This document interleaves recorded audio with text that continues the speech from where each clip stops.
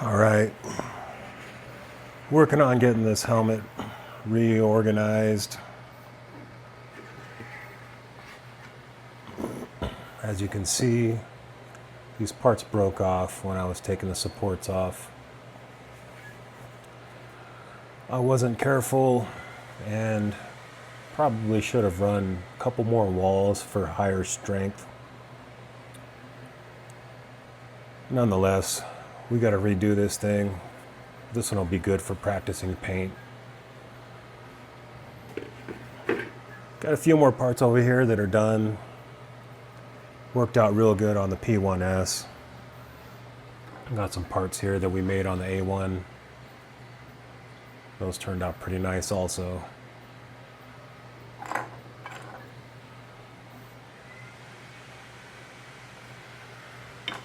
Got to get this made today. I'll run that on the P1S. Make these ear covers. Looks like those go right inside here. You see this part printed out real nice.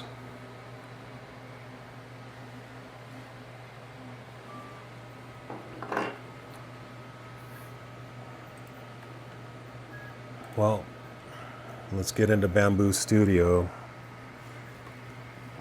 See what we can mess up today.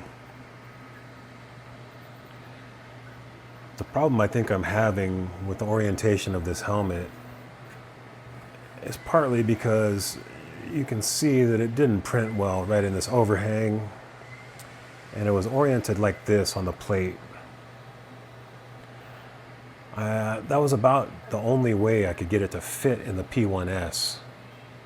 I might have to orient it more standing up like this and print it on the Sovol SV08.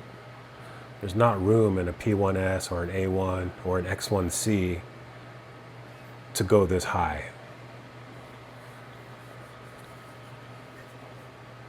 We'll see what we got to do. Maybe we can move these layer lines somewhere less visible, less noticeable, or maybe just get rid of them altogether if we can get this oriented at the top.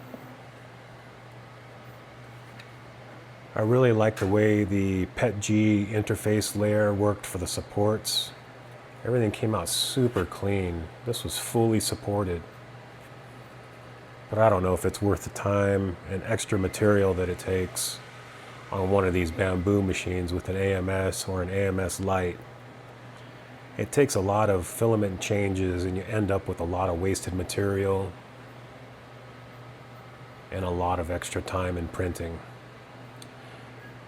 I did order a Prusa XL, and I'm hoping when that arrives that will resolve the issue with the wasted material and extra time, and I'll be able to use this support interface layer of PETG a lot more often and get these beautiful clean prints.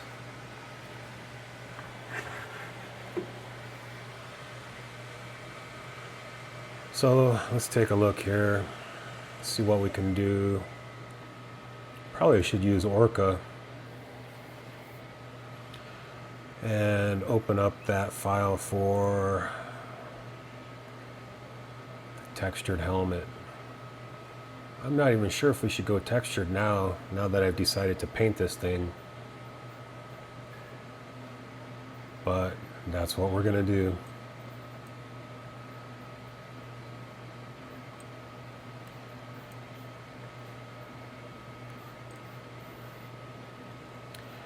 I've been using Orca Slicer a lot because that's what I got to use for the Sovol SV08. I really like it. It seems to do a little bit better with the supports.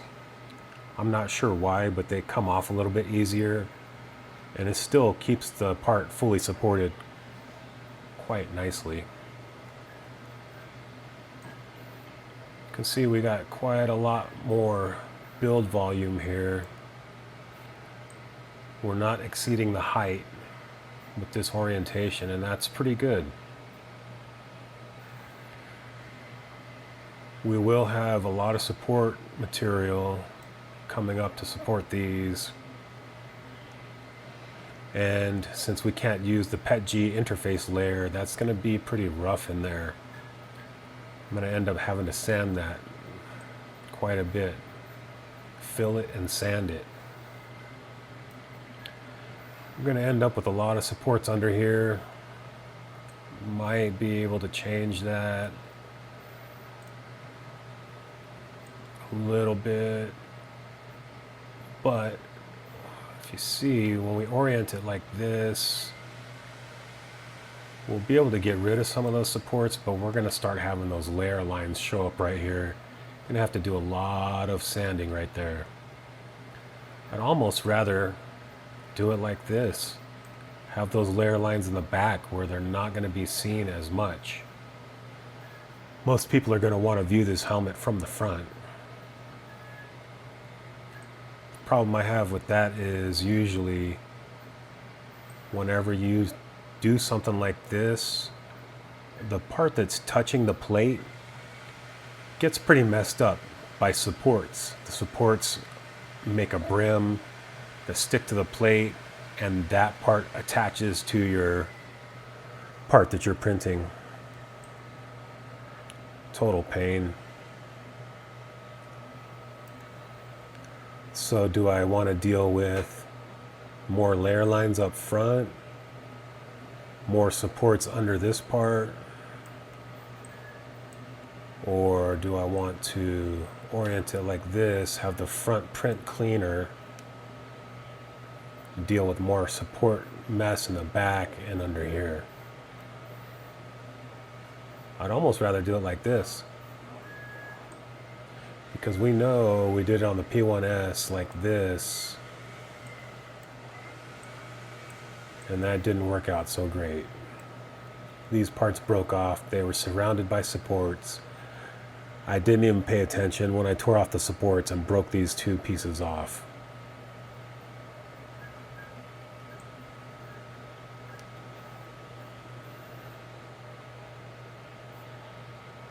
Well, I say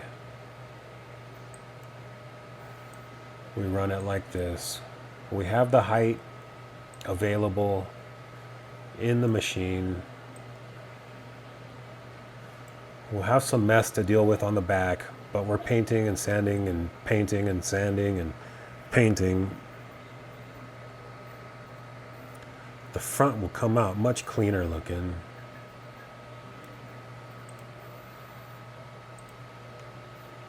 Let's see here. Let's add some supports. We got tree, organic, 20 degrees, build plate only.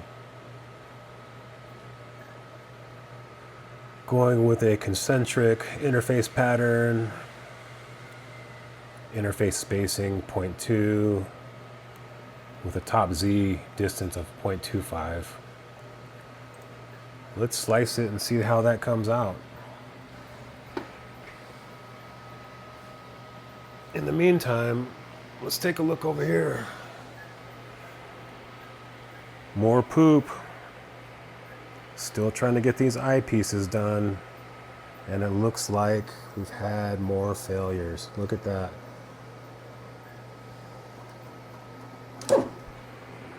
Oh boy, that thing hit me.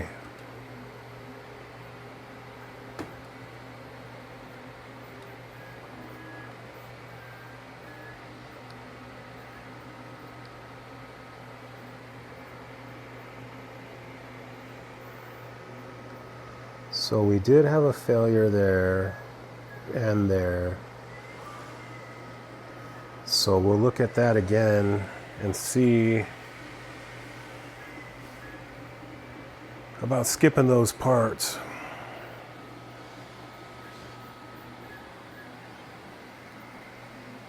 In the meantime, we got nothing going on in here. We'll get something going. This is almost done. Looks like it's going to be done before the rest of the Deadpool Lady Pool helmet. But we'll see how that's going to turn out sometime tonight.